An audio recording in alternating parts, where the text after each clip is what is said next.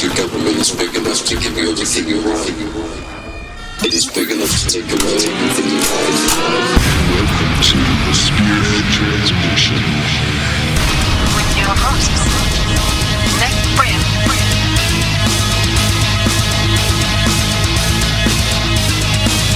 and Makow.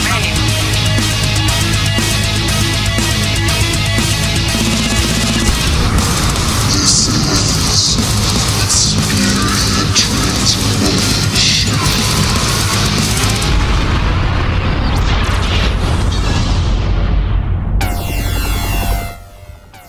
Welcome to the Spearhead Transmission, October 16th, 2014, and I'm your host, Mike Rame. We're missing Nick tonight. I want to welcome you to the age of the unveiling, where it's time to break those chains and water that tree of liberty. The age of the unveiling, the apocalypse. I know I sound scary, I know I sound a little crazy, but here's the thing. We look into the sky, we see all this unexplained phenomenon. We see these blood moons. We see the solar eclipses. The seasons are changing. There's just something in the air. There's something in the air that gets your blood flowing, right? And it starts to make you think, starts to make you look outside. You start to look at foreign lands, and right now we're seeing plagues and pestilence all over the place. We're seeing it. It's on its way. This is what we're made to feel. It's on its way. We could be next. It's a little bit unnerving, if you will. You're looking at the rise of the police state. We're seeing tyrannies everywhere. One is toppled for another. We see wars upon wars in the past few decades. But yet it seems like it's coming to a pinnacle. It feels like it's coming to a pinnacle. Maybe only to me. Maybe just the way I feel about it. Though I try to look through a logical lens, I try to use reason, and I try to eliminate these fears. But whenever you look into the media and you see nothing but doom and gloom, it's very, very disheartening. Though I still feel that we have the opportunity to change that, but only through awareness and a cultural shift. I don't believe that those evil powers will beat us, because we're beautiful human beings, and we're meant to do more than be considered a parasite on this planet. We're meant for more than that. When you look into your child's eyes and you see that life and that innocence, and yet as you get older, you feel that corruptness, and that you start to feel guilty for all these things that man has said that are evil, that you do. Now, mind you, if you do things that are evil, you do know that you do them. What I mean is that it's written on your heart. There's something greater that has given you the ability to discern good from evil. Now, I know I'm getting deep, and I'm getting right off the bat, it's just like hitting everybody with like a ton of bricks. All right, so we're going to lighten it up a little bit. We're going to talk about... No, we're not. We're not lightening it up one bit. Nick's away for the night, so Apocalyptic Mike, I guess, will have the mic. So for those of you that don't want to get scared, and for those of you that don't want to think about what could be on its way, or who knows, it might just be another ploy by those controlling elite to instill fear into your heart and make you only cling to them even more. Who knows? That might be what's actually happening. But I think what we got tonight is we got a pretty good show. I'm going to sit down and have a conversation with Dr. Henry Makow, and we'll do a little bit of introduction as soon as I get him on the phone. But He created Scruples, the game, in 1984, I believe it was, and he's an author of numerous books. But really, what kind of drew me to him is that he has an interesting take on the controlling elite. It might be similar to the way that I think. I don't know. It might be similar to the way that you think. But we're going to sit down and talk with him, and then we're going to talk a little bit about Ebola, obviously, maybe afterwards, just you and I, and possibly be joined by Nick. We'll see. But without further ado, we're going to kick it off straight into tinfoil hat time.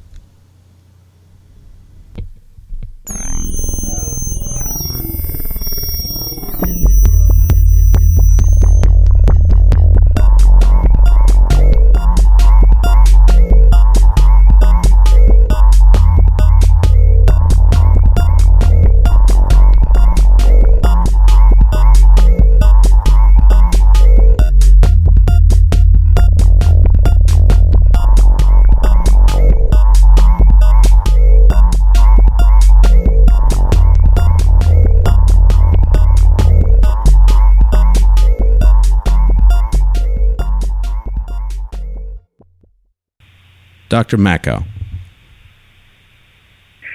Are you there? Yes, sir. So we're speaking with Dr. Henry Makow. And really and truly, I think the best way to introduce our listeners is to have you introduce yourself to them. So if you could do that, it'd be great. Okay, let's start with you. You got my pronunciation right the first time, and now you've reverted. Makow. Makow. Tobacco. Makow, that's Makow right. Rhymes with tobacco. Yeah. Well. Okay, Mike. I assume you're talking to me because I've had a website for about 14 years now. Wow, 14 years. Originally called SaveTheMails.ca, now called HenryMakow.com. Started out as a criticism of feminism, and then I soon realized that feminism was just a small tentacle of an octopus called the New World Order. And so it's now focused on exposing feminism and the New World Order, mostly the New World Order. And over the course of 14 years, I've collected 4 books of material that was originally on my website, starting with Cruel Hoax, Feminism and the New World Order in 2007. And then Illuminati, the cult that hijacked the world. And then Illuminati 2, Deceit and Seduction. And finally, about 4 months ago, I put out Illuminati 3, Satanic Possession. So all of these books mostly derived from the website, from material I wrote on the website, and some material that was contributed to the website by readers. And basically tries to describe where the world is really at today. And I have a small but fervent following. My website gets about 17,000 visits a day, and my books sell about 500 copies a month. And they're a big hit in France, where the French are going through a crisis of identity. Essentially, I champion the view that there is definitely a Judeo-Masonic conspiracy, which is epitomized by the Illuminati, and which really explains what is happening in the world. Yeah, I think a lot of our listeners are still on the, on the fence of what the Illuminati are, and I think a lot of my perspective is that, you know, everything that we see that's happening in the world today is supernatural, as far as like the rise of the police state, and not only the rise of it. I mean, we've never really truly seen a true freedom, and I think it all has to boil down to a supernatural desire to control choice and to control man. But I'm very interested to read these, because it looks like it's right on par with what where I'm headed, and I'm not obviously to your understanding. But so what really brought you into this? What was there had to be some catalyst or change in your life, or even maybe you were just born with the desire to seek justice and truth. My mission in life has always been to write the truth. I've always wanted to be a writer ever since I was a child. Mm-hmm. When I was 10, I read the Fall of the Third Reich. I didn't read the Rise. I read the Fall because it would be, because I wanted to read the good part, you know. Okay. And I was as a child, I was always impressed by the notion, and like I was 10 years old, but I was impressed by the notion that adults, you know, demanded respect, yet the world seemed like a real mess. And I was part of that generation that came of age in the 60s that really wanted to, you know, to save the world, change the world. I guess I was sort of brainwashed by whatever was going down during my formative years, which was where my generation, I was born in 49, so my generation really thought we actually had the power. You know, youth was sort of given the notion that they were important back then, and so we actually thought we could remake the world. Well, I mean, it seems like the whole generation thought that way. I mean, like it was quite widespread, and so we were, you know, as you know, we were. I think in retrospect, we were largely manipulated by the powers that be, who were, you know, trying to create. On the one hand, they started the war in Vietnam, and on the other hand, they through the media they stoked the flames of resistance. Like we were totally manipulated. Uh-huh. I mean, nonetheless, it seems like it was it's a perfect. It was a perfect storm to generate an emotional appeal. I mean, none other when you're at that age, that formidable age, you know, you want, at least I had the desire to want to make things right. I always wanted justice, and so it seems like that's the perfect time to target is the youth, because you can target their emotion. It's prior to their full understanding of reason and logic, and really they're not really able to grasp that. And if you can, we didn't have the internet, so we didn't have access to the kind of access to information that people have now. Right. Are you? How old are you? May I ask? I'm 40. Are you 40? Okay, Uh-huh. so you're roughly a generation, younger than me. Yeah. We came of age in the 80s. Yeah, 80s and 90s. Yeah. Right. Yeah. So anyway, my heroes were were I.F. Stone. Does that name ring a bell? No.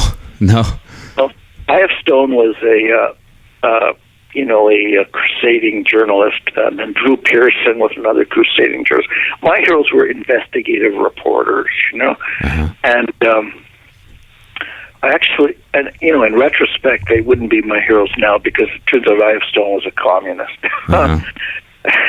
But I was also sort of sucked into the whole left wing paradigm template. It was just a way of controlling people. Yeah, right, most definitely. And I was a leftist. I was actually a leftist and a Zionist and a feminist up till about the age of 48.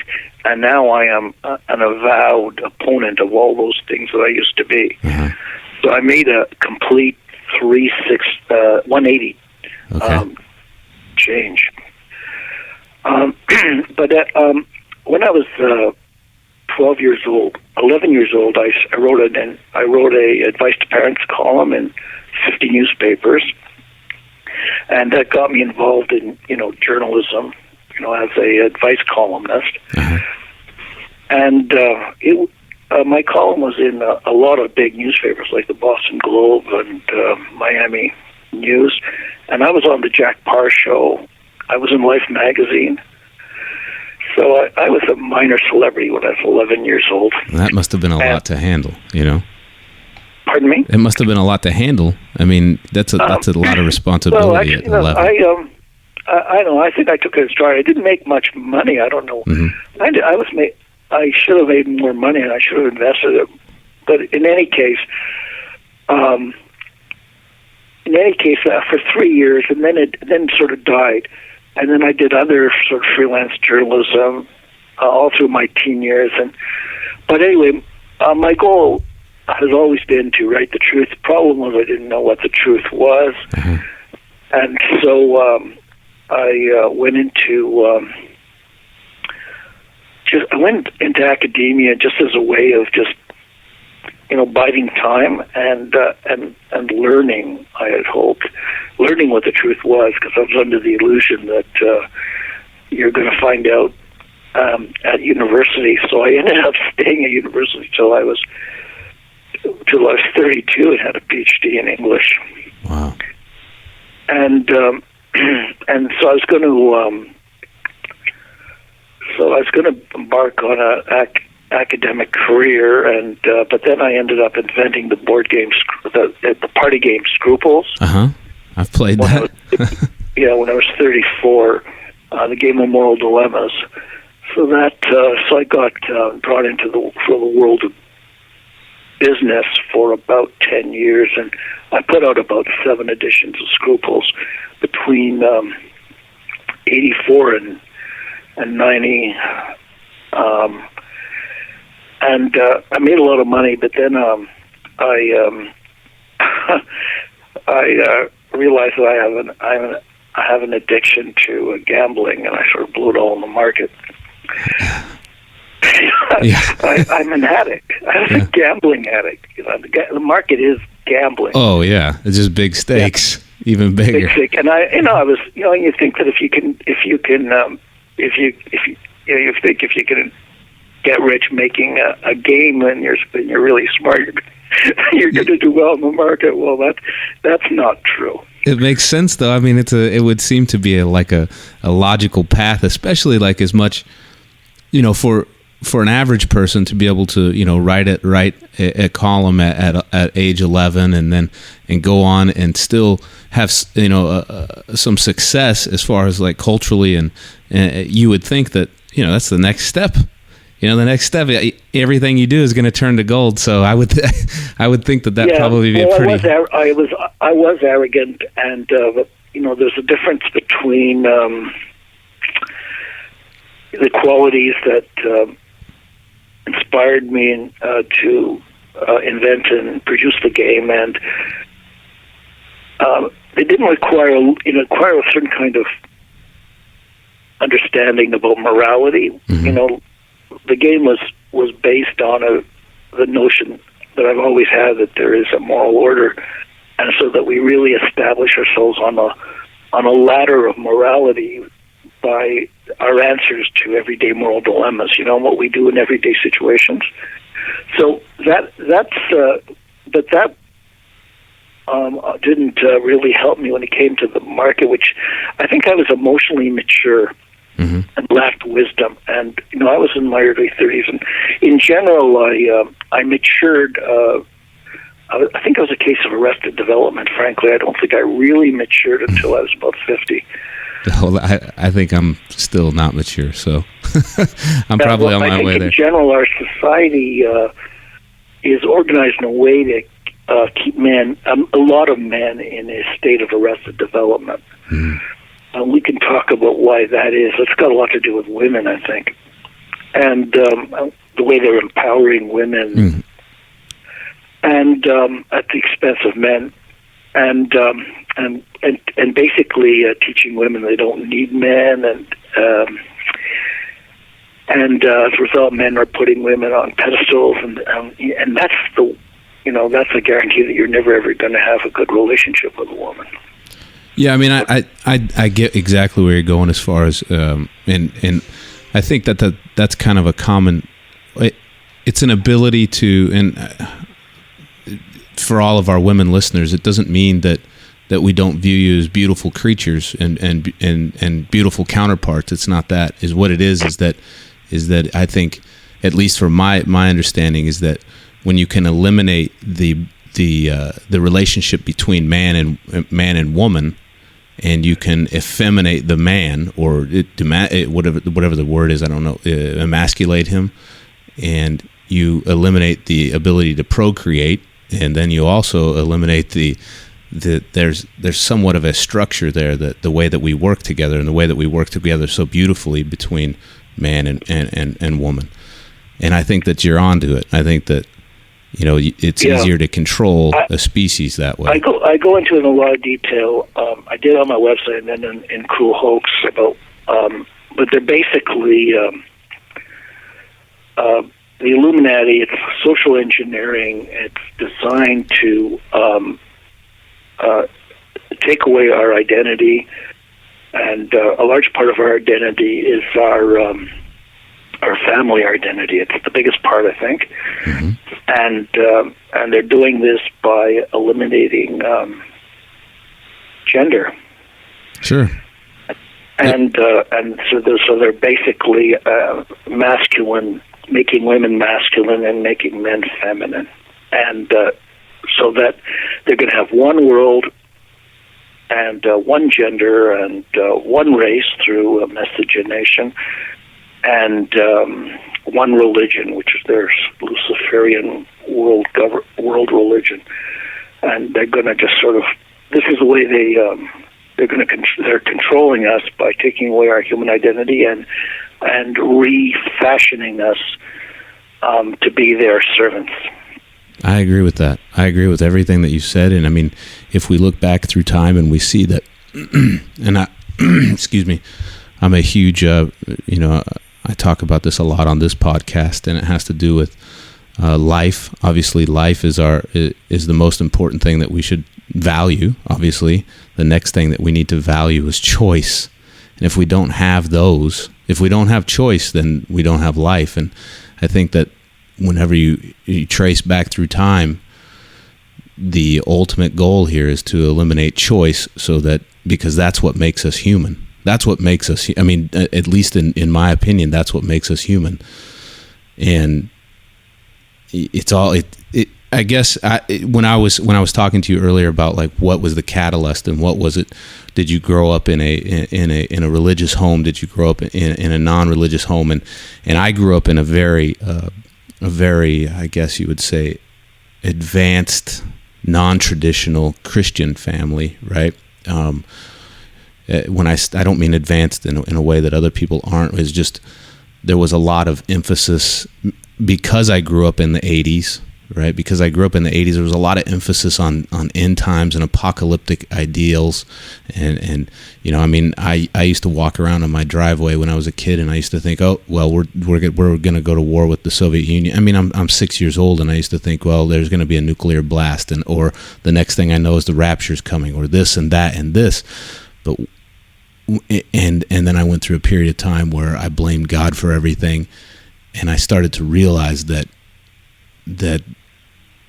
this is actually a supernatural battle that's happening. In my opinion, it's a supernatural battle that's happening, and the only explanation is that the Illuminati, or this Luciferian this Luciferian collective death cult, has been through time very patient in orchestrating this coming unveiling. Now, I don't know if it's happening now, and I've stopped. I mean, I don't stop worrying about it, but I do feel like a pinnacle, or we're closing in on a point. Now, that may be completely counterintuitive to what you may think, but that's where they're totally consistent. They're moving forward, and nothing has changed, and they're making progress, gradual progress, continually. Yeah. and we should one of the things that is that characterizes my work is that essentially I'm Jewish by ethnicity, and my grandparents died in the Holocaust, and my parents, barely survived the Holocaust by pretending to be Christians or non-Jews in occupied Europe. Nonetheless, there is a Jews don't understand that Judaism isn't a religion. Mm-hmm. That it's not defined by the Old Testament; it's defined by the Kabbalah, and that the Kabbalah and even parts of the Old Testament basically have a vision that the Jewish leadership, Jewish Kabbalists leadership, should control the world. And this is, in my opinion, the origin of the Illuminati. Mm-hmm. And so Jews have been, in a sense, suckered into becoming part of Judaism, which, in fact, in my opinion, is a satanic cult. And then that, not a religion, and that has, through Freemasonry has sort of branched out to basically encompass everybody in the Western world. So the way I see the world is that we're all being inducted into a satanic cult. Mankind is. Mm-hmm. Of course, we're, the rank and file are going to be at the bottom, as probably in any cult. And the bankers, the 1%, the 1% that owns 50% of the world's wealth, of course, they're the ones at the top. And these people have always been financed, or, the mainspring of the Illuminati's power has been the banking system, in that these families were, originally mostly Kabbalist Jewish families.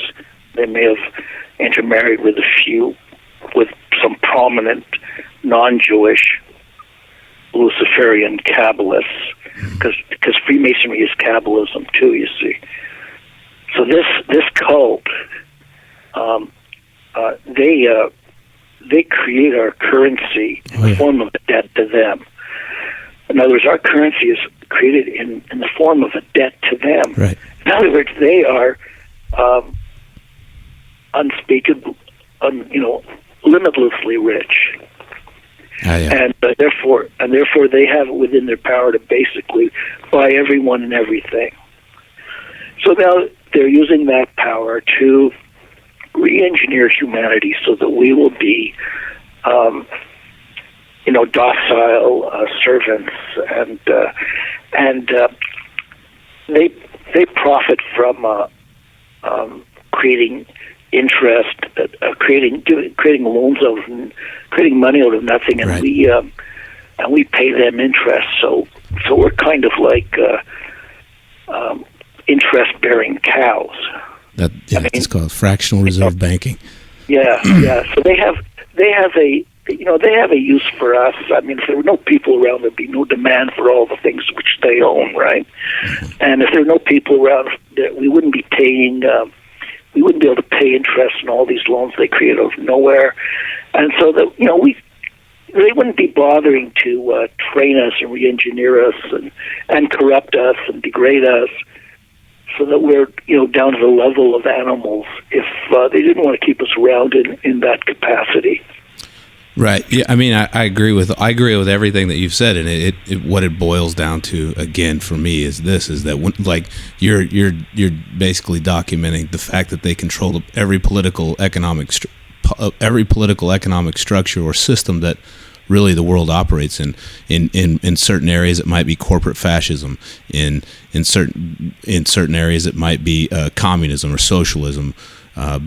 what's funny about it is that when you go back through time and we see that at least there's an opportunity for people to understand that there at one time, not really at one time, but there is a pure and you may disagree with me here, and you may not, but there's always an opportunity for us as mankind, or as man as an individual, to try to grasp the idea of, wait a minute, there has to be a pure system where everybody has the ability to choose freely without harming anybody else.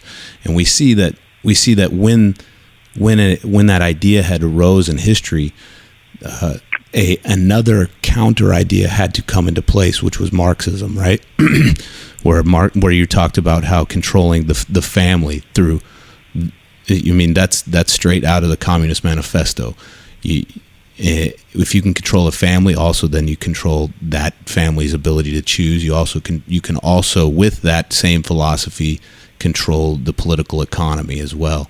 And it makes total sense. And you don't understand how good it feels to hear somebody else echo these same sentiments. It just does. And I think that it's very educational to the listeners as well. I hope that it is, or at least that it gives them an opportunity to delve further. So I applaud you, and I thank you for that. Well, it's basically been my own quest for understanding. I mean, I'm trying to understand the world. It was like a pretty strange place. Mm-hmm. And frankly, when I didn't understand what was going on, I was pretty dysfunctional. So I just imagine that most people are probably pretty dysfunctional because they don't understand what's going on. They're pretty much victims, and they're pretty much manipulated by this power which controls the media and which is constantly bombarding us with offers and suggestions about what we need to do in order to be happy. Yeah, and appeasement. And I was as much a victim of that, and also I couldn't understand the the constant wars and then. But my way of breaking through was through the feminism. Like I was teaching part-time at a local university, and I just couldn't understand why they're just promoting homosexuality like mad, and promoting women at the expense of men, and trying to teach women that they don't need men. Like I was, this was 15 years ago. I was teaching a class where the vast majority, first of all, the the women outnumbered men 2-1 at that university, mm-hmm. right? 633, and so my class would be about 80 or 90% women, and the vast majority of them sort of they regarded divorce, not marriage, as the defining moment in their life. They were all there so they could support their children after they divorced their husband. Mm-hmm. This is the kind of training they were getting in high school and why they'd come to university. I mean, so obviously there's something very perverse going on in society that has been, but the Masons, women, they've always known that they could corrupt society by corrupting women and by alienating, it's divide and conquer. So it's basically teach women that they're being oppressed, being oppressed because they have to stay home and raise their own children, I mean, while men go off to war, go, die in, and in mines and forests and God knows what. It's absurd, right? Men have been supporting women and their families for centuries, and we discover women are being oppressed. It's absurd. But anyway, I was trying to understand, like, where is this coming from, and so all my writing is starting around the year 2000 has been my own learning curve, which I sort of shared with my readers. And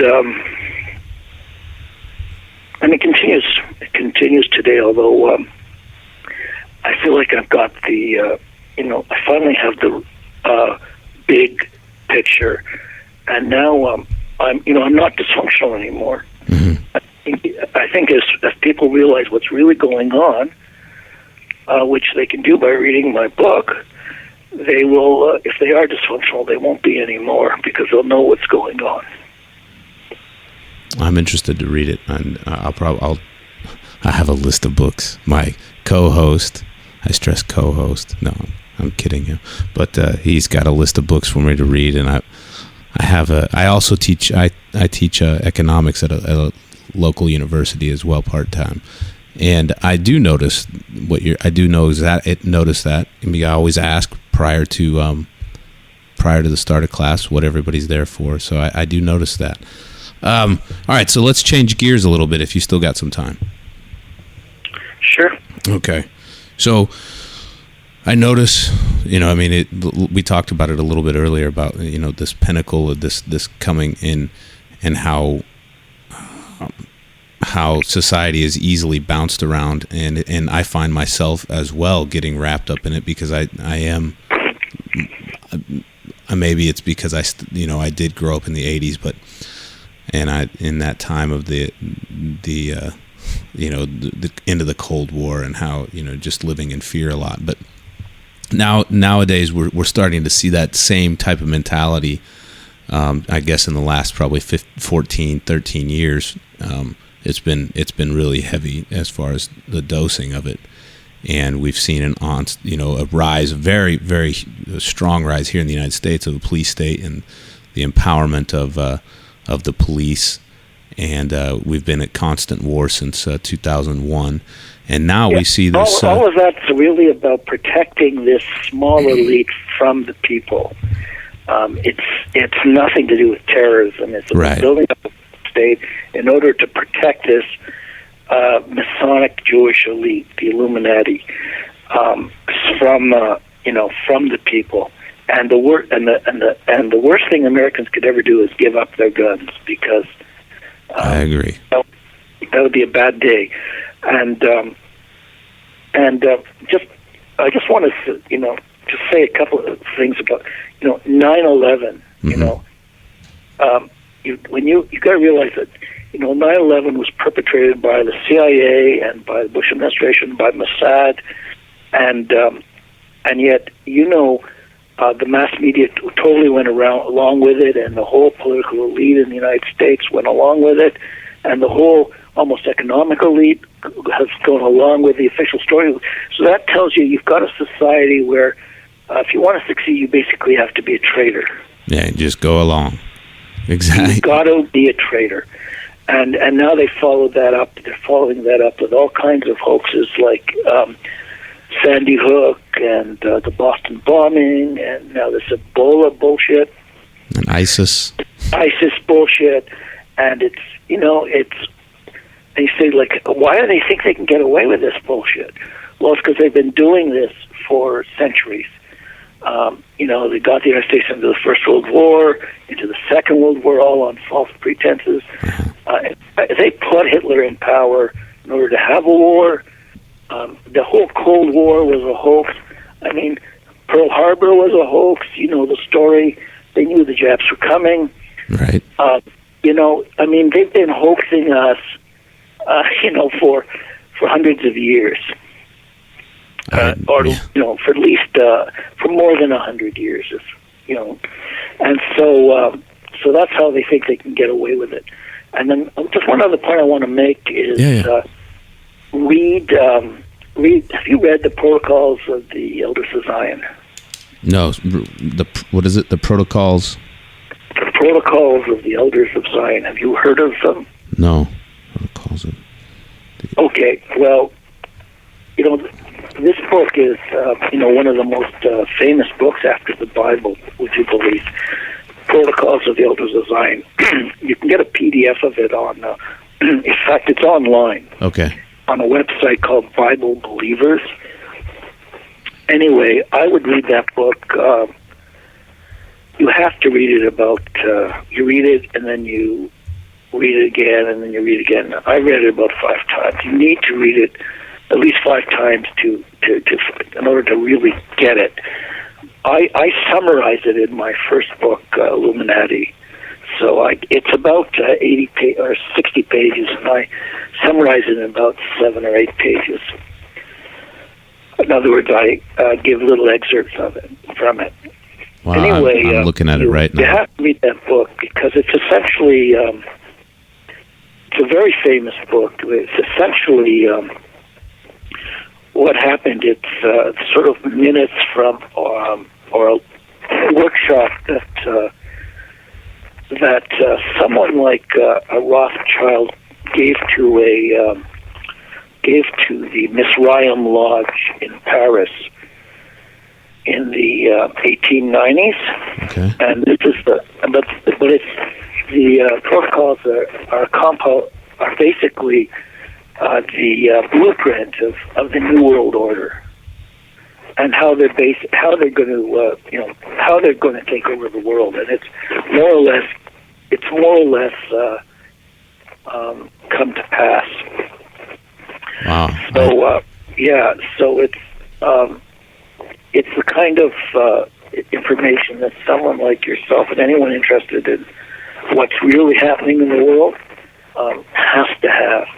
Now, what they've done is, once this material leaked out, they've come out and said, "Oh, well, this is terribly anti-Semitic, and anyone who reads this or believes it is an anti-Semite, and it's totally it's a total forgery." They say it's a forgery, which would indicate that there's originals. So that's kind of a misstatement. They mean a whole, what they call it, a forgery. Anyway, what else are you going to say when your blueprint gets right, exactly. gets leaked? What else you can say? Nonetheless, they are so powerful, and they command an army of writers. Most of whom are Jews. That there are hundreds of books about how this is a terrible forgery. And that you're an anti-Semite if you believe it's true. Nonetheless, no lesser personages than Alexander Solzhenitsyn and Henry Ford, seem to think it was authentic, and I'm pretty convinced. In fact, I believe it's totally authentic and totally genuine. But if you mention it in polite company, you'll be as popular as a skunk at a garden party. Because success in our society means basically being a traitor to everything that is good and true, and everything that your society ostensibly values, but doesn't really. Anyway, I just wanted to make those two points: 9/11, Protocols of Zion. For sure. I mean that definitely turns me on to something else. And I have a question. So, I see a Zionist. I guess because I'd never really fully understood what Zionism is, and I guess you don't even you really don't have to be Jewish to be a Zionist, right? I mean, to be truthful, that's if you look back at because Zionism was sort of sold to the Jews as the need for national homeland because Jews were being persecuted. And but the reason Jews are being persecuted is because they basically took over every country they were in. So Jews didn't need a national homeland. It's all these countries needed a national homeland. The French need a national homeland. The English need a national homeland. The United States, Americans need a national homeland. Canadians need a national homeland. Germans need a national homeland. You get the picture? Right. Right. So anyway, nonetheless, the Illuminati decide that they're going to let these quote anti-Semites come to power in Germany in order to basically have a big world war, make a lot of money, and have a genocide of anti-Semites. You get it? Mm-hmm. Right. So they basically put Hitler into power, and what came to pass was 6 million anti-Semites, a.k.a. Nazis, were killed Mm-hmm. in the Second World War. You get it? Right. Right. You don't ever see history presented in that point of view, do you? Anyway, so I always thought, I was a Zionist myself when I was younger. I thought, the Jews definitely need a homeland because for some reason us Jews are hated. I don't know why. I haven't done anything. I just want to be a good Canadian, I certainly like Canadian. And but then I realized that Zionism is just an instrument of these Illuminati bankers. It's basically a way of having a kind of headquarters where they can have their, they don't have to deal with any Goyim. Goyim are Gentiles, right? Mm-hmm. So they can basically have their own army, their own nuclear arsenal, their own secret service. And essentially, this is the Illuminati bankers. It's just it's another quill in their whatever that thing you keep your arrows in. Yeah, an equivalent. It's another gun in their arsenal, right? And right. And that's and so Israel has got nothing to do with the Jewish homeland. It's really part of the Illuminati's program for world government to enslave humanity. Unfortunately, Jews and a whole bunch of Christians have been hoodwinked into believing that the Jews were needed this homeland. But in fact, the Jews, the Zionists, and the Nazis cooperated because they were both Illuminati movements, as is communism. So you can see how the Illuminati works. They set up communism, they set up Nazism, they set up Zionism. Then they have them all fight each other, and they make sure a whole bunch of Gentiles and a whole bunch of non-Zionist Jews get killed. And that's the way they work. They're always with a false front. Like this is this ISIS, it's another false front. Mm-hmm. Like I can't understand how the United States can brazenly finance so-called rebels in Syria. That's good. What if Assad financed rebels in the United States? That's a declaration of war. Right. But that's what the United States, did in Libya. That's what they do everywhere because the United States is not a country. It's just a sock puppet of these bankers who are headquartered in London, but who basically control the Federal Reserve, and we're all their debt slaves. I agree the United with States that. is not a country. It's just a sock puppet. And we see these freestanding nations being toppled, even with like Libya. And I don't know that much about Muammar Gaddafi. I read his green book or whatever, but we saw the same thing happen in Egypt with the rebels there, and I think it's to implement these central banks as well, right? Well, yeah, like Libya immediately got a central bank. Libya was one of 5 countries or so that didn't have one. Mm-hmm. Yes, so you've got to realize that. The whole Western world is pretty tightly controlled by the central banking cartel, and I suspect Russia and China and the BRIC countries are as well. But the strategy is, they're not going to have one world right away, so they're going to have one world government right away, so they're going to polarize the world into 2 camps. They control both of them. Mm-hmm. And, I believe, and so once you've got these 2 camps, then I don't know if they're going to have a big world war or not.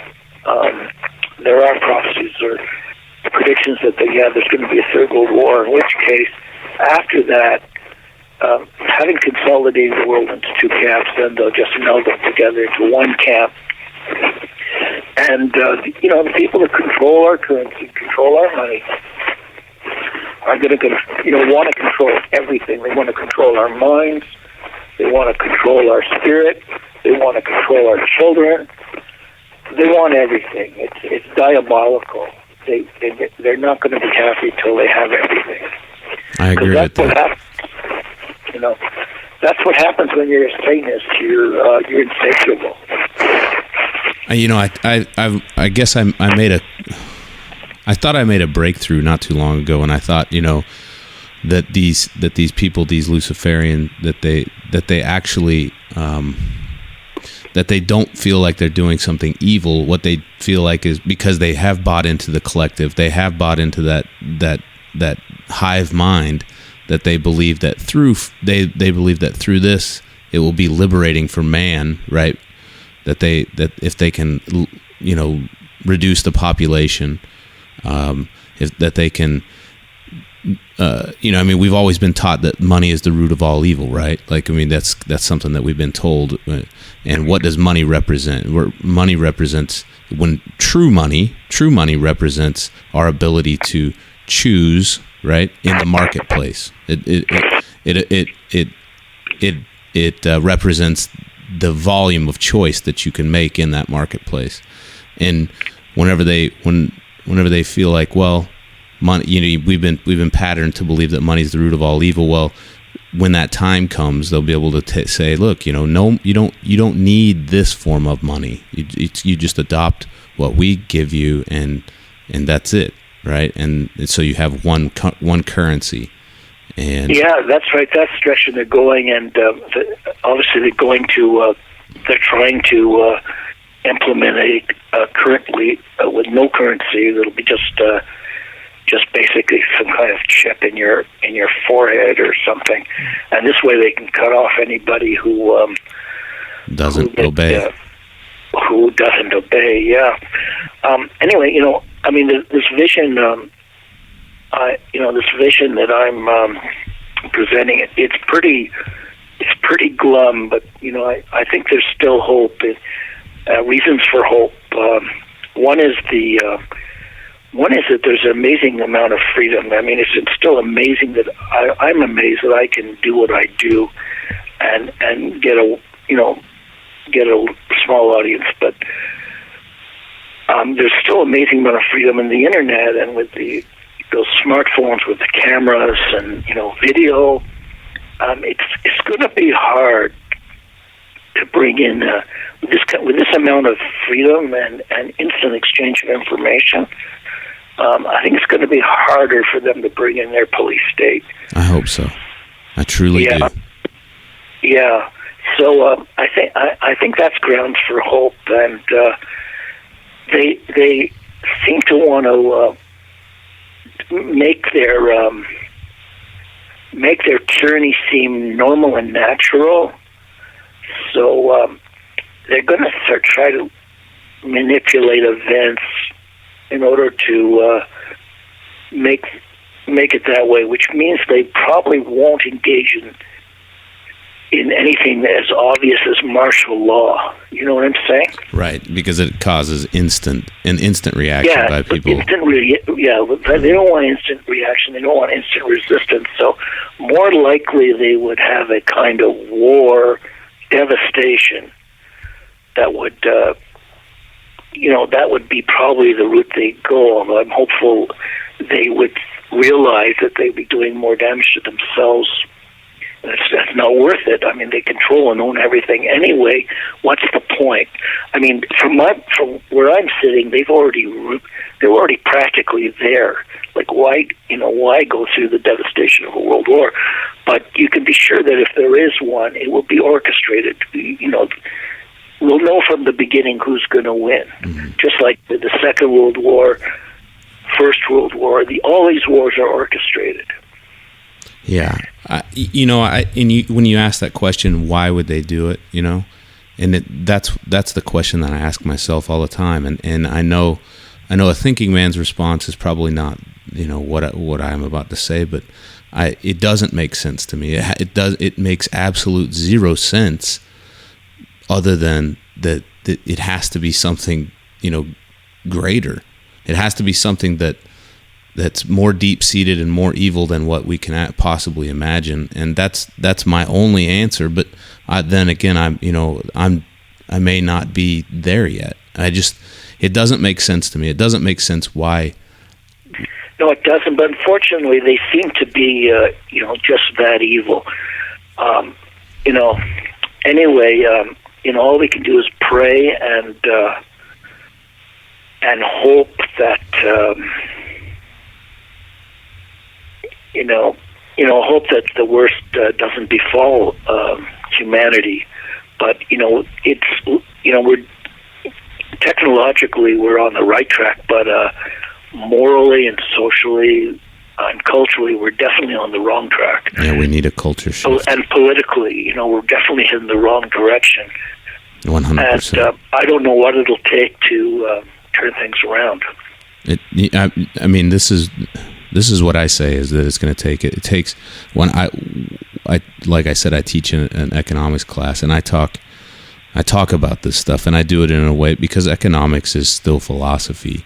It's a science of choice, but I talk about it. I know I don't do it in a way that I'm trying to derail the class, but I do say that we need a culture shift in the United States. I mean, we need a culture shift in the world, but it has to start somewhere, and it truthfully has to start with our young people, my child and other children.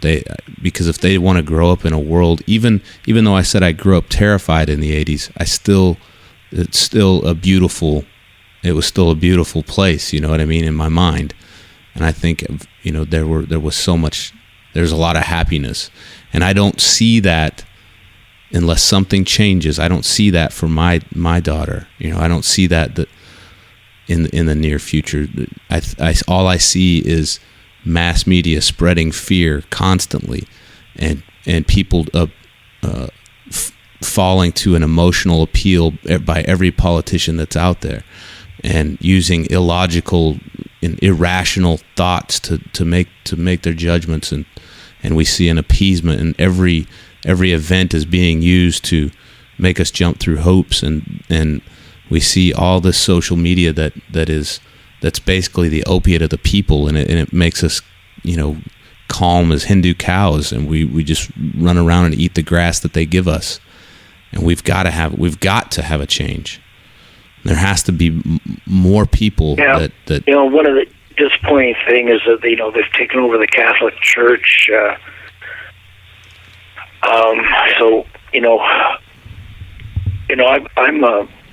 I believe in the New Testament. I think the teachings of Christ. I'm not a Christian.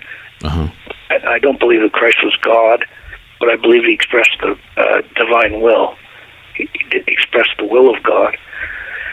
I'd love to see a religious revival. Not just New Testament Christianity, but I think that Islam. I think they're trying to demonize Islam, but I think the teachings of Islam are obviously very positive because they're family values. So I'm a great fan of Islam. I'm a fan of Hinduism. Anything where you have a healthy society, healthy family values. I mean, I'm a big supporter of. I'm also a big fan of the teachings of Eckhart Tolle. Have you heard of him? No. Eckhart Tolle. Well, he basically distilled the truth of all great true religions, and I'm not mentioning Judaism here. I'm not including Judaism because I don't believe it's a religion. Eckhart Tolle distilled the truth of Christianity, Hinduism, Islam in his teachings, which are they're secular, but they're basically all about realizing that we are not our thoughts. We are our soul. We are that entity that hears the thought. Mm. And it's very important to detach yourself from your thoughts. Realize that you're not your thoughts. Your thoughts are programmed by society and by your animal nature. And that so you've got to say I'm not my thoughts, but you've got to sort through and see what thoughts are of value and what thoughts you have to control. and contain because they're not you, right? And so that's his whole teaching. It's Eckhart Tolle, Eckhart, and his last name is Tolle. And his teachings are, you can find them on YouTube. Okay. And his book is The Power of Now, and then A New Earth. Those are his books. I'm a big fan of his teachings, and and a lot of people think they're no good because Oprah Winfrey likes them too, but that doesn't discredit them, Right. I mean, no, and everybody, like, the way that I look at it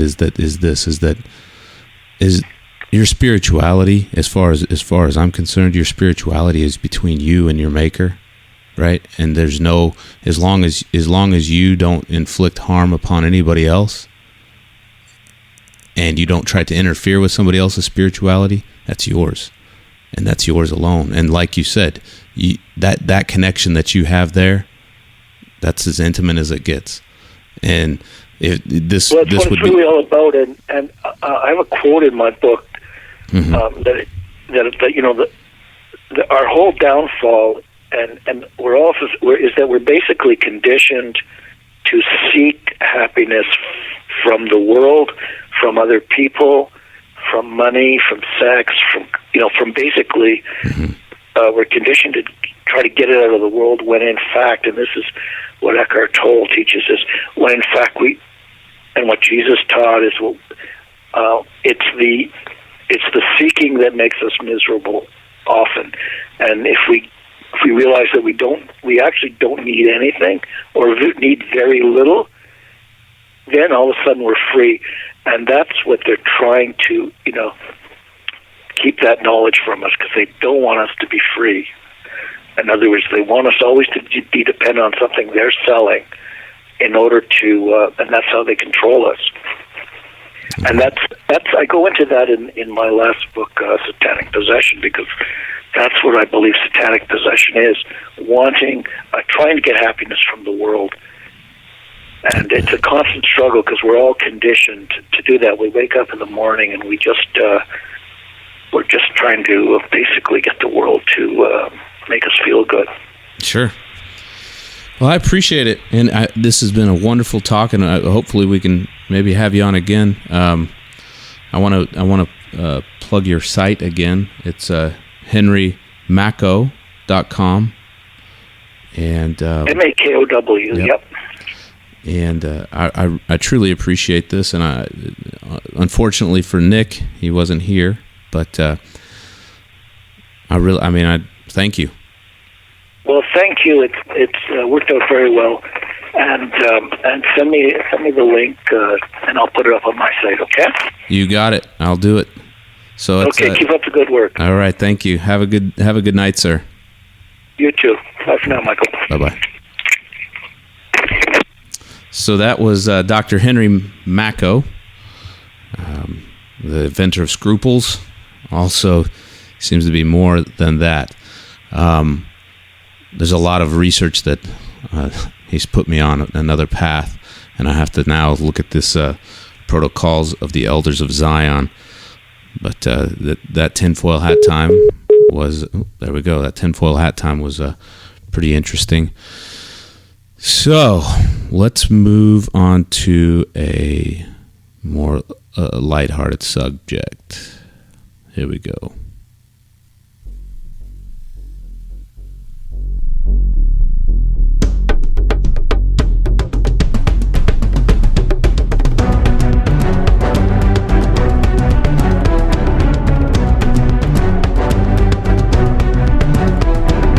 Ebola and the news. That's basically what it is now. So it's Ebola and the news. Wow. If you haven't already felt the freight train that's hit your TV screen, it is Ebola, and it is scary. It's very scary.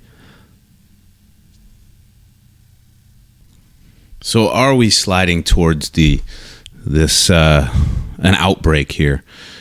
I think that that's what the media wants you to believe. I think that the minute that we saw our fearless pseudo leader tell us that that he was going to stop it dead in its tracks, I think that we knew that it was going to be the opposite of that. That it was going to be a scenario, right? That we were gonna that it was going to take off here. And the funny thing that I find when I see this is that it's like almost in disbelief for me. There's two sides of me. One side of me says, we've got to prepare for the worst, which I will do. The other side of me is in disbelief. Doesn't really think that this is even a real problem, and because of the attention that it's getting. But it's scary. I mean, it's scary. There are a number of things out there that make me scared more so than anything. Is that there's a patent for Ebola, especially, and it's this strain of Ebola. It was filed 7 years ago. Well, the application was filed 7 years ago, and it was filed by the United States Department of Health. Now, mind you, I don't know if there are other viruses out there that are patented. I do know that there are antibodies that are patented, and that makes sense, right? In this corporate fascistic political economy, you want to gain a monopoly through a coerced monopoly through government privilege for something that will help somebody, right? So not only that, I mean, government privilege for everything, but antibodies would be one that you would think that would be patented. Now, why would you patent the disease itself? Does that lead me to believe that it was weaponized? Does it lead me to believe that it was weaponized and taken to West Africa? Maybe, well, maybe not. Maybe it doesn't even. Maybe what we're seeing is just a lot of hype. I saw something interesting today on the news, and I'm sure that a lot of people are noticed it as well. Whenever they were moving the nurse from Dallas to Atlanta, we saw four individuals wrapped up in their body condoms, and they were loading the young lady. And we had one gentleman who was just standing, 3 feet away from her, basically in his hick outfit. He was like, "Hey man, no problem. It ain't a big deal. We just got to get her on there. This Ebola stuff." He obviously wasn't terrified. Now, the formal, I guess the formal response to that was that they had to have somebody in non-protective gear to make sure that he could keep a close eye on everybody else with protective gear on. Now, come on. You can't have a set of protective goggles that give you clear field of view. I mean, what are we it's the government here. I mean, they'll spend $900 on it. The old adage, they'll spend $900 on a hammer. So they can't buy this guy the proper goggles and suit. I don't know. It just seems fishy to me. But I'm always a skeptic. You could call this whole show tinfoil hat time for me. But so, is it real? Is it really happening? And what kind of slippery slope can we head down here? So in my world, what is this logically? What does this lead up to? So if we have an outbreak, what happens?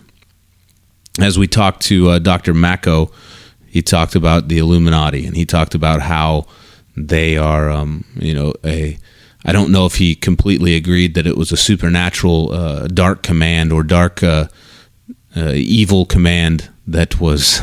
He does agree that they are evil, but I don't know if he thinks that it's supernatural. Let's see. So this Ebola breakout or outbreak, what can that do here, and why is it here? Why did it travel 5,000-6,000 miles across the ocean to get here? And if it does happen, what's the end result? We have mass chaos, right? And then what happens? Does it lend more credence to the government because we need them to help to save us, or to round us up and to accept the vaccine that will cure you of this incurable disease, or this disease that you have a 7 or a 30% chance of survival, and what is it? And once you do accept it, if you are a fringe lunatic and you don't accept it, what next? Are you considered evil because you don't accept this vaccine? Are you considered a kook? Well, right there's Mr. Nick Brim. 1 second, folks. So that was Nick Brim. Just give me a call. He's on the road. He's not sick. He's on the road. He's not going to play hooky much longer. He's going to give me a call right back here shortly. So we're going to get him on the line, and we're going to talk a little bit about all this Ebola stuff and how what he's feeling here and what he's thinking about, and what he's the kind of preparation that he's going through, or even just in his mind or whatever. And but me, for instance, is I was saying that there's the possibility of it. It could go into that. Now, Dr. Makow said that he doesn't think that that's the case. It doesn't think that it's going to enact martial law. But let me tell you something. Enacting martial law, at least in my opinion, if there's something that you fear so great that it's these walking dead, these people that are infected with Ebola, right? These people that are completely they're vomiting blood, and they leave this bio waste everywhere, and you don't know who's infected and who's not. You're going to do whatever you can to stay alive, right? And you're going to isolate yourself. But guess what? If you're not prepared, you're going to reach out to whoever you can, right? And you're going to accept whatever you can, because you love your children, and you love your life. At least you love the idea of life. You may not love the position that you're in life, but you still love the idea, and that's what makes you beautiful. And that is what this evil bunch want to take advantage of. They totally want to. Now, I don't know if it's just preparation. I don't even know if it might, whatever. I might be completely crazy, which I hope I am. I hope that's the case. But isn't there just a little part of you that thinks, maybe I'm not, maybe he's not, maybe there is something to this?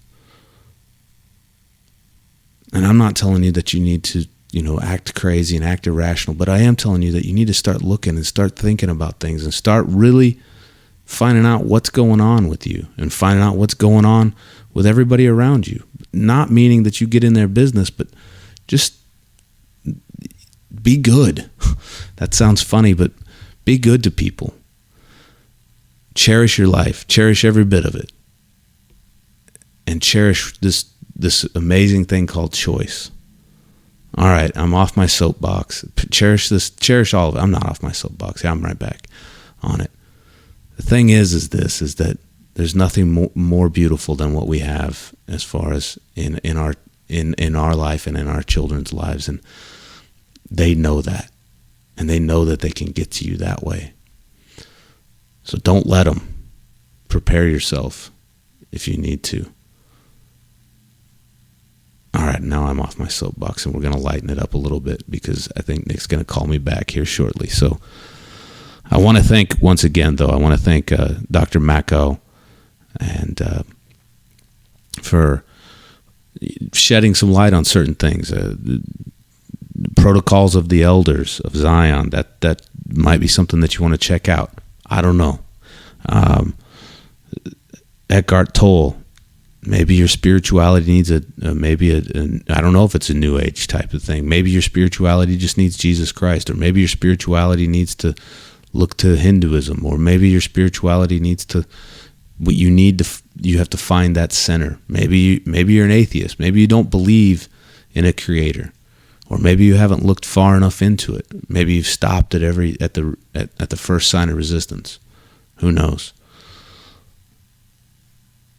But I think that there's something inside of you that tells you it's time for me to do this. Maybe not. Maybe it's a status quo. Maybe there's no fear. Or maybe you don't have time to look at it. Maybe you worked so much, and the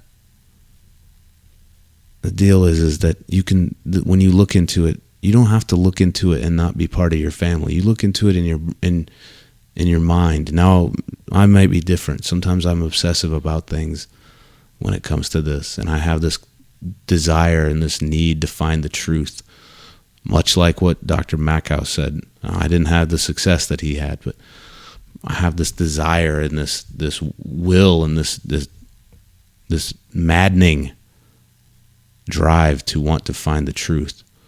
So, all right, we're going to lighten it up, I promise. Well, look who decided to join us. Am I live? You're live. Yeah, I just filled up this car with compressed natural gas. Oh, that's got to feel weird. I wasn't sure if the tanks were going to automatically shut off or if I had to shut the pressure off, so I decided just to let it ride. Did the car blow my feet off, or your car would start to float? Yeah, I don't know, man. It's a little freaky though. I blew the thing off the side of the car when I first picked it up. Really? Yeah. I don't know what I did. So it's like hooking up an air ratchet to your car or something. Oh, really? You know what I mean? Yeah. So you lock it in, and it just. Yeah. So I guess I didn't lock it in. Yeah. Partially locked it in. It didn't hit you in the nuts. No. That's good. So listen to this though. So I've thoroughly terrified everybody. When you hear this episode, at least the first hour and 15 minutes are going to be nothing but terrifying. Number stations? It'll be number stations for apocalyptic. It's like apocalyptic porn, I think. You know what I mean? Okay. Yeah. So, anyways, so we're lightening it up now. So that's good, right? Other than just to continue with the fear mongering and talk about Ebola. Yeah. Shepard Smith, is that his last name, Smith? Yeah. He's a pretty fellow, right? He's got a lot of makeup on. I think he looks like a lizard man to me. That's why I called him a reptilian. In that email, yeah. He has so much makeup. Maybe he is a lizard under there. It's like V. Like the movie. Yeah, I don't know. He freaks me out. So when he came out, I guess it was yesterday, saying that there's no reason to be afraid. There's no Ebola epidemic in America. The only people that have it are two nurses that took care of an Ebola patient that came here from Western Africa. I was like, golly, man. Yeah, when I hear this stuff and I see the stuff in the news, like the CDC and Obama and everyone saying, like, in the unlikely event that Ebola comes, the United States will stop in its tracks, which I guess that's what they're doing right now. Mm-hmm. It just reminds me of the beginning of a horror movie you watch, like it shows all the clip scenes from the news about, it's not a big deal. I didn't think about that. Yeah, and then the news will slowly morph into like, 3,000 dead on the eastern seaboard or whatever, and then, mutation, and Ebola's in the environment now. The main concern was it spreading human to human. We never thought that it would get into mice and then the groundwater or whatever, Oh my gosh, dude, you're terrifying me. Well, I always thought, like, how they're going to keep it away from bushmeat ecosystem, birds, and because that's how they got it in Africa, from bushmeats, and they say bats are natural carriers. Bats not like a really weird, an uncommon animal or anything. Yeah, they like shares the same things as squirrels and mice. And oh my gosh, dude! Should be out picking apples and apple would have had a sparrow land on it that chewed on a little worm and injected some Ebola in it. Oh. Eat the apple. Next thing you know, you're fucking got red hot shits. No, dude, no. No. So anyway, like Ebola's the big deal now. Is the second nurse has been quarantined. Transported to Atlanta by some. That was prior to her personal transportation on a commercial airliner when she was contagious. On her way to Cleveland, right? Yeah. And there's another talking point. The CDC is like, we stress again that you're not contagious until you're exhibiting symptoms. So fever is a symptom. Right. So you're contagious, right? But then they say, well, she wasn't contagious on the plane. But yet she had a 99.5 degree fever, right? Yeah, but she's exhibiting symptoms. Well, it's highly unlikely she exposed anyone to the virus. Like, I don't get it. Maybe it's nothing to worry about, but I don't know. Yeah, the same people that you trust to protect the embassy in Benghazi, or running guns across the border to known drug. The CIA. I don't know if you saw this recently. The CIA has been there's a book just released about the CIA running the biggest cocaine operation to fund the Iran-Contra affair? But the whole Nicaragua thing? Yeah. Yeah. There's a new book out about it. I can't remember who wrote it, but yeah, man. It's like the CIA is the biggest cocaine,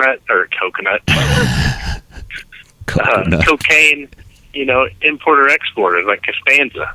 I like the idea of them importing coconuts more. Yeah, I'm a fan of the coconut water myself. Mm-hmm. Have you tried that yet? Yeah, dude, I love it. Yeah, you can get the after workout drink of my choice now. Oh, it is? If you drink too much, you'll have Ebola shit. Yeah, you'd be lighting the can up. You see that? Excuse me. I'm not publicly coughing. You cannot. No. That's not an executive. You don't have the right to round me up and put me in the camp. Executive order. Don't have the option of what? Well, because executive orders were signed this last summer. If you cough in public, they can throw you in a slammer. Well, that's true. And what did you say that Bush initially started that? Right, for SARS and the avian flu. And then he said that if there's an epidemic in this country, you would quarantine that area. Mm-hmm. Right? And then but there was no law in place, so that's when he signed that initial law, and then Obama came and swept up the loose ends and said that anyone with a communicable disease or anything that can be categorized as respiratory illness, by the CDC or the WHO. Yep.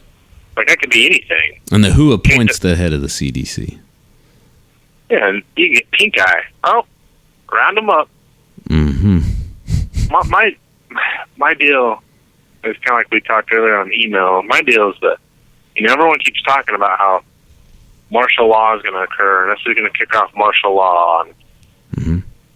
I mean, I could see this very well being a reason for them to kick off martial law, but it's like at some point it's going to have to happen, or I'm going to lose interest in thinking martial law is going to kick off. Yeah, you know what I that's mean? funny that you say that, because I just got done talking to the Dr. Makow. Yeah, and he said is he Polish? Huh? Is he Polish? No, he was born in Switzerland, but he's Canadian. I don't want to. He's Jewish. I don't want to. By what? I don't want to. He's Jewish by birth or whatever, but I don't know. That was hard for me to understand, and I'm gonna look more into that. But no, anyways, he said that he doesn't believe that martial law will be enacted because it's an immediate reaction from the people, and that's not their card, Yeah. So you might be right. You might be right. Maybe it isn't. Maybe it's just slowly whittling away at us. Yeah. I don't know. It's weird because there's there are things like Katrina came through, and they went around and rounded up everyone's weapons from them. It's completely against the Constitution, and you think, okay, well, is that it? Is that what they're gonna? Is that the catalyst for martial law in America? And nope, that wasn't it. And then okay, it was 9/11. Nope, that wasn't it. So I don't know. Maybe it's just, I don't know.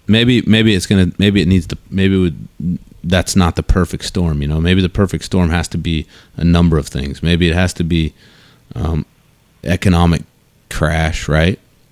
Yeah. Chaos. Well, Ebola's got all the opportunity to do that. Ebola's got that's exactly. It's got all the elements of that built in. I mean, I don't know if this was real, but I saw a picture on the internet yesterday. Some people sitting I'm telling you, Ebola freaks me out, but I don't know if I'm just too worried about my child perception or what. No, these people were sitting in a waiting area for a plane to take off, and they had full body suits on and masks and gloves, and they're sitting there reading the paper. I don't know, man. Like, it might get to that point where you slide into your body condom every day, and it'd be easier for me to stay the hell away from humanity than it would to be put on a freaking bodysuit every day. I agree with that. Did you see? So the crazy thing is, though, is you saw the lady being loaded today, right? And the nurse. The nurse, and then you had the 4 guys in their suits, and then you had the guy that was like, "Hey, man, just get her on a plane or get up there," totally. Did you? Go ahead. With his clipboard and his street clothes. Yeah. No protective gear, nothing. Did you hear the formal reasoning? The formal response to that? Yeah. Well, he's got to be able to look at you got to make sure there's no infractions going on. Suit? Yeah. You got to tear in your suit. Ebola can get in there. Well, aren't you breathing it? What? Exactly. What? You figured that they'd give him some good goggles or something, right? If he can do that, right? And then, at least do like those Mexicans that I saw those snuff pictures with the bandana Walmart stacks on his hands. You know what I mean? Wrap a T-shirt around their mouth. Yeah. Mm-hmm. Pull a Ziploc bag over his eyes, but leave his nose out so he doesn't get in his eyes. It's possibly the case. It needs to be. I don't understand how anyone can buy that either. And I think we've said that in the past, that it's almost like they're wanting it to be spread. Yeah. You know what I mean? Well, I mean, isn't that kind of what you got? That's exactly what you said in the past. You said the minute that you heard him say they're going to stop it dead in its tracks, you knew that it was it was like topsy-turvy. Okay. It's going to stop it. No, that means that's code for spread it. Spread it wild. Yeah. Well, just don't. The nurse called the CDC prior to her taking off and told them that she had a temperature and had previously taken care of an Ebola patient. And the CDC said she was fine to fly. Like, what? Either the people, this isn't out of the question, either the people are completely incompetent that work for the government, or it's like we say, that's an intentional act. Yeah. And, I have heard that if martial law is enacted, that all elections are put on hold. Yeah. So everyone in power right now will stay in power.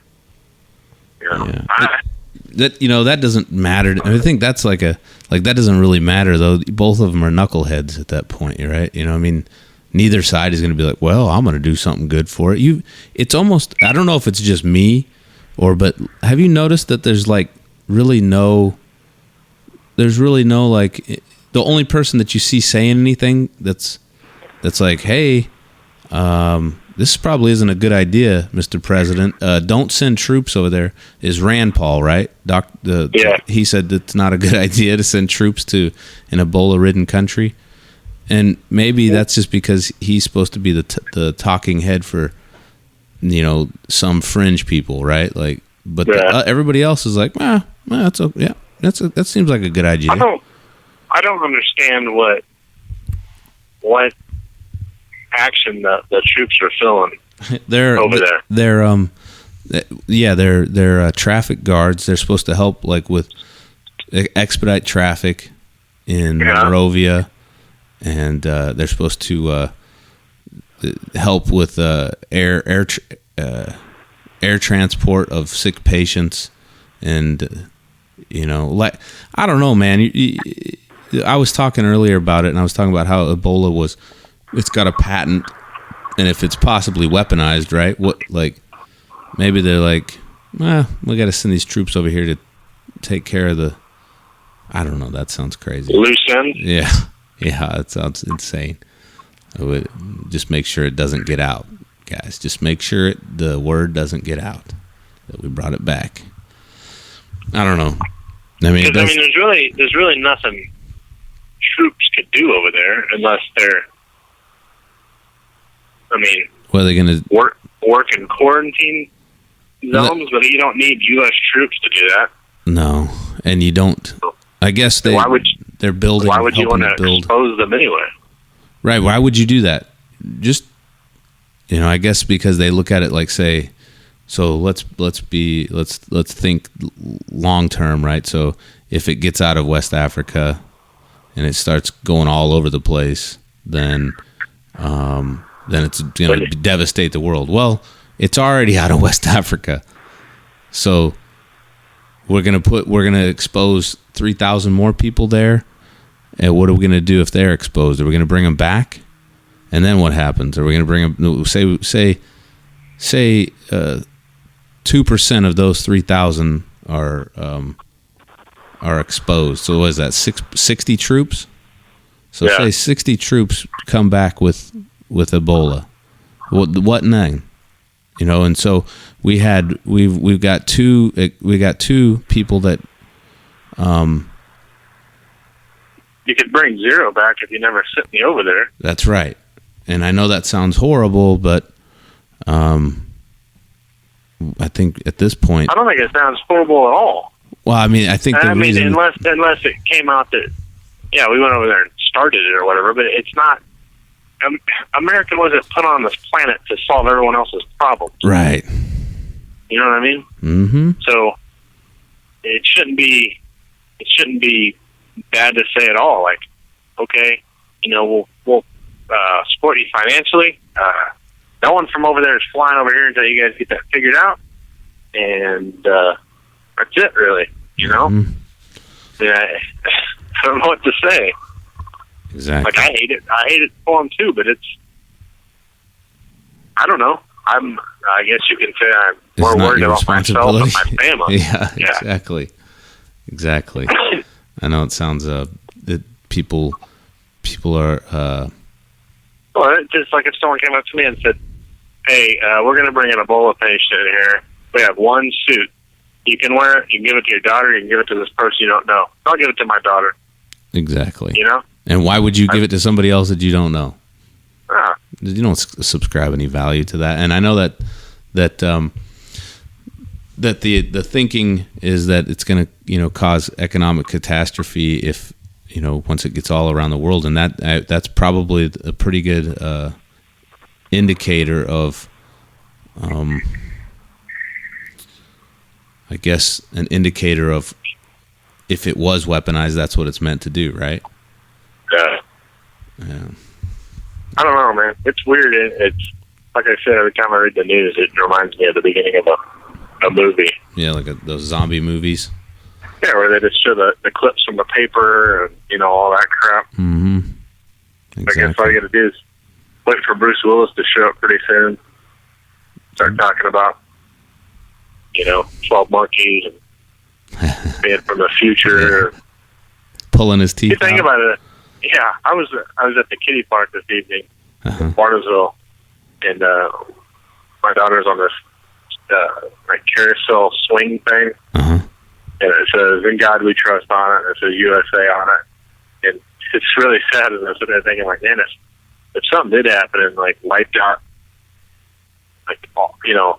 not everyone would die from Ebola because because people have already survived it, but drop the population down big time.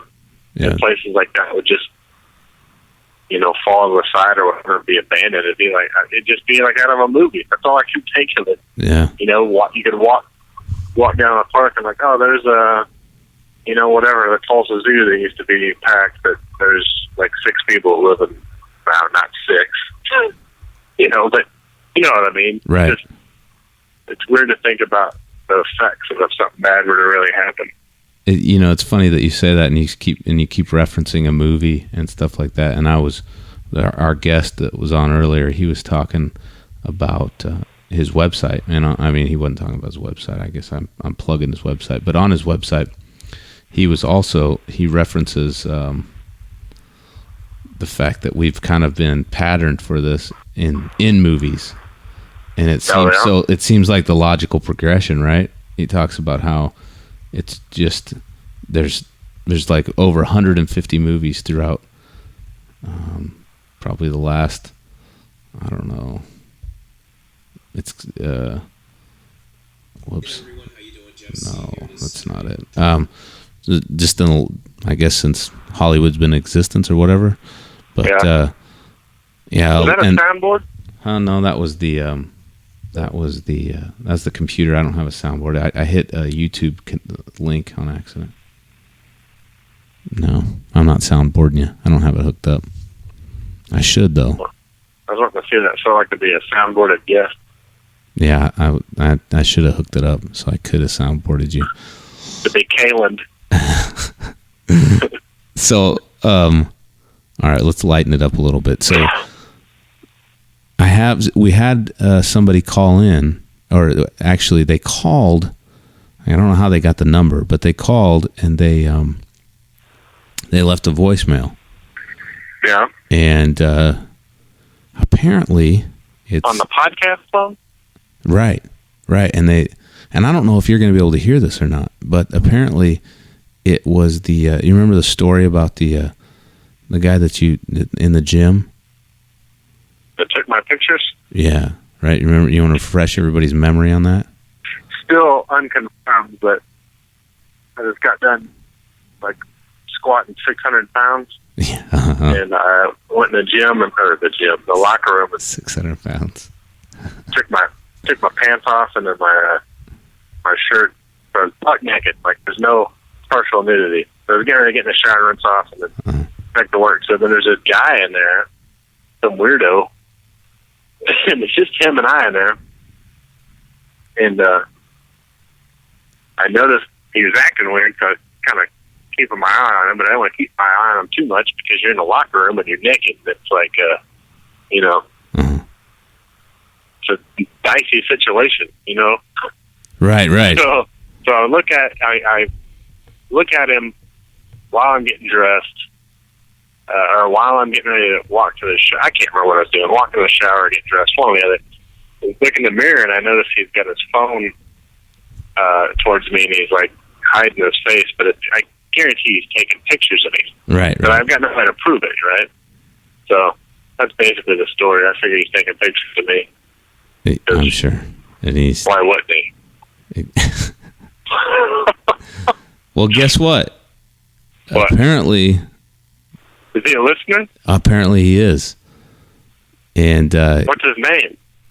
Tawny.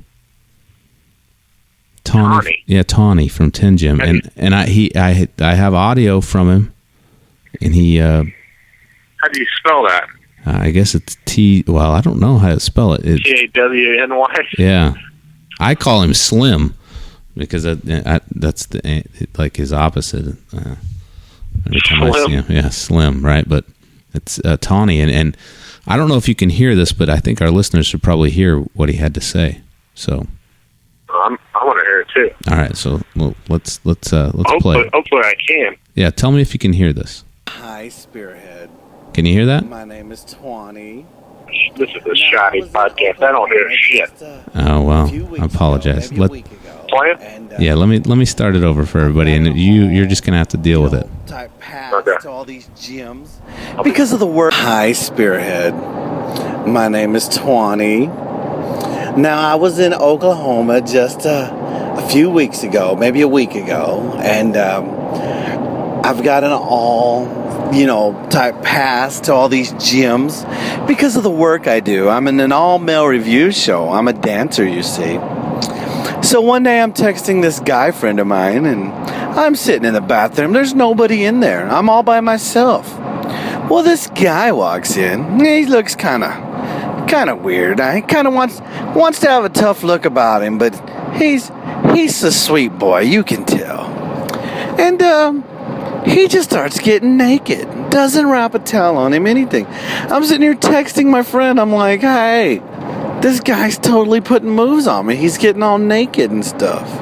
My friend's like, just kind of hold the phone up a little higher. I mean, don't record, don't do anything. Just move it up an inch and just see if he gives you the gay man response. I'm like, I've been gay for 15 years. I don't know what the gay man response is. Well, he says if he doesn't put on any of his clothes and he stands there and looks at you and puts his middle finger in you, it means he wants to take a birdie up the bunghole. And I was like, well. So I hold the phone up just a little bit, not even an inch or two higher. I just barely move it, because it's a gay call. I send out a little something to the universe, and lo and behold, the guy flips me off. He gives me the bird, and he holds it for a second, and before he goes into the shower, he's looking back at me. He's just over his shoulder giving me this sultry little look like, hey, come join me in the shower. Well, bitch, let me tell you something. You're going to have to earn this pecker because I'm not going that route unless you're willing to pay for dinner, maybe take me to a movie, and a nice motel. Because my days of fucking guys in the shower are done.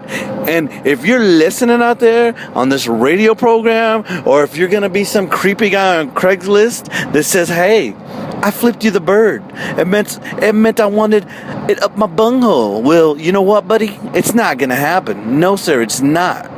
Because you need to earn this pecker. Anyway, he was still kind of handsome. I'll never forget the way he just looked back at me, glancing over his shoulder, his little buttocks in the air. Well, anyway, this is from Twany. No. This is Twany from Oklahoma, saying y'all have a good day now. Bye-bye. All right, so that was Twany from Oklahoma. Nick, are you still there? Yeah, I didn't hear it. I could hear the high points of it, but oh well, you'll hear it. You'll have to listen. This will give you a chance to listen to the podcast. I will. Yeah, because I hate Twany's the way I sound on it. Oh, you do. Yeah. You gotta use a man's voice. I need more the bassy voice. Yeah. You don't want the radio voice like, hey, welcome. like a homeless man. Exactly. That's the voice you need. So that's one of the characters from the gym, right? And Twany. Yeah, Twany, I guess is his name. That's how he says it. But he's after you, man. You need to listen to that because. So did he admit to his wrongdoing? Well, he doesn't he doesn't believe it's wrong for him. So. What? Yeah. How can you take a picture of a naked man and not think it's wrong in a gym and Yeah, without consent. That's probably like your most tender moment, unless you're on I guess being on the toilet would be the worst. But you know what I mean? Yeah. Like kick the door in and snap your picture. Yeah, dude. That gym's full of characters, though. What we have another guy there that's I call him Senior Marmalade. Yeah. That guy. Yesterday he came into his music, his intro music. Yeah, he was even acting like, yeah, I grew up with this music. What was it? I can't remember the song. I can't remember it either, but it was like It's Raining Men or something. Yeah, it was totally like It's Raining Men. And he comes in and I can't remember, one of us was like, hey, his intro music, and then he said he's like he was talking to what's his name, right? Yeah, Slim or Twany. He was talking to Twany. Oh, Twany. Yeah. Twany. Yeah, he was talking to him and said he grew up listening to this. Yeah. It was it was terrible music. But he got his nickname because he wears. First off, he's got like long flowing locks of hair. He's a Spaniard. Yeah. And Or then, he looks like he's a Spaniard, right? he made us be Mexican. I think so. He had an orange shirt on with matching tiny. I mean, and I wear small shorts, but he wore tiny shorts. So the fact that his undergarments or whatever like protrude from them, you know. Yeah. I mean, that's what those are, right? I mean, those are those the boxer brief he wears. No, those are like the compression shorts, like runner shorts, or not runner shorts, running. Yeah, Well, what are spandex shorts and then a spandex top. It looked like he had a little leotard with a matching headband. Yeah, Senior Marmalade. his entire setup though is planned. That's the thing. Yeah, he's got it all laid out. He probably lays it out every morning. And then he wears his headband. Each day is different. That was Harley Davidson because the orange in the letters matches the pants and shirt. Today he had some like red and black, right? Yeah. And I think he's getting ready for Halloween is what it is. He's festive. But I wanted to be like, dude, your shoes don't match today. I think that would have been mean. And then we got a lot of different characters there, though. We got the other guy, which it would be cool if he listened to this. The guy that talks real loud. Oh yeah. You know, Murph. The sportsman. Yeah. ESPN. Yeah, Murph. Hey, everybody. That guy. He drives like a Geo Prism too, or something. Like, Does he? Totally not kind of car you would think he would drive. No, he has cool glasses. Like they're like. He looks like an 8th grade science teacher. Yeah, exactly, dude. That's exactly what I was gonna say. He's gonna be a teacher. He had teacher glasses. Yeah. I can't figure out. You know, he's trying to figure out what people do. Uh-huh. How they act or whatever. I can't figure out what he does. For some reason, I think he works at like a Thunderbird Academy or like a boys' home or something. No, he goes to school full time, and then he works as I think he works like as an analyst of some sort, but it's like at a low level analyst position of some sort. But this is boring, I'm sure, for everybody else, but whatever. We're making conversation. Huh. You know. Then we got what's his name? We've already talked about him. The Marine, whose every waking outfit consists of a Marine T-shirt. That's your boy. And then last 2 weeks there's been an influx of tough guys. You had Lat Jesus and his man woman. Yeah. Which I still can't figure out how to describe her. Kind of like, maybe, kind of like, what's that? Baby on Popeye. Yeah. What? No, yeah. Kind of sweet pea-ish, yeah. But also with what was that? What was the boy's name from Roseanne? What was his name? The boy's name? Yeah. The little kid? Yeah. I don't know. Dave?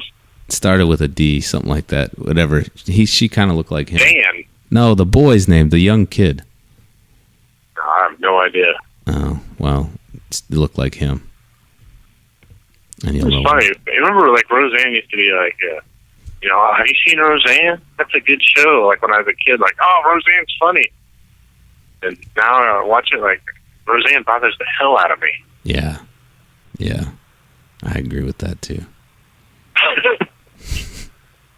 I don't remember. No, so Lat Jesus has given some hard looks lately, too, so I don't know if he thinks someone's trying to steal his Sweet Pea Roseanne Barr kid look-alike or what. I don't know. But his lats in his head are enormous. Yeah. Yeah, I agree. Dude. All right, man. I think I'm going to go. You All good? right, well, I'm sorry I couldn't be there in person tonight, but we'll be back good next week. Strong, right? You want to take us out like you normally do? All right, so make sure you like and share our Facebook page. Tweet us, check our YouTube channel, share us with your friends. You hear my daughter helping me? Mm-hmm. Make sure you like and share us with your friends, tell people about us and spread the word. And other than that, we'll see you next week. Thanks. Good night.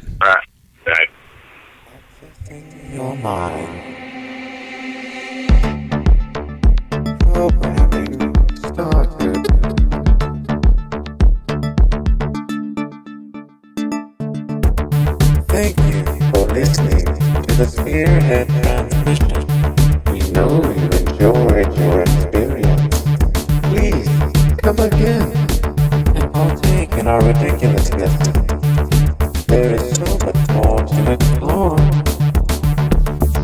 Remember, your mind is yours. You are not part of a collective. You will start to think independently if you seek the truth. Stop buying the lies. Water that tree of liberty, and you will break those chains of mental slavery. You are beautiful and heroic. Until next time, goodbye. We love you.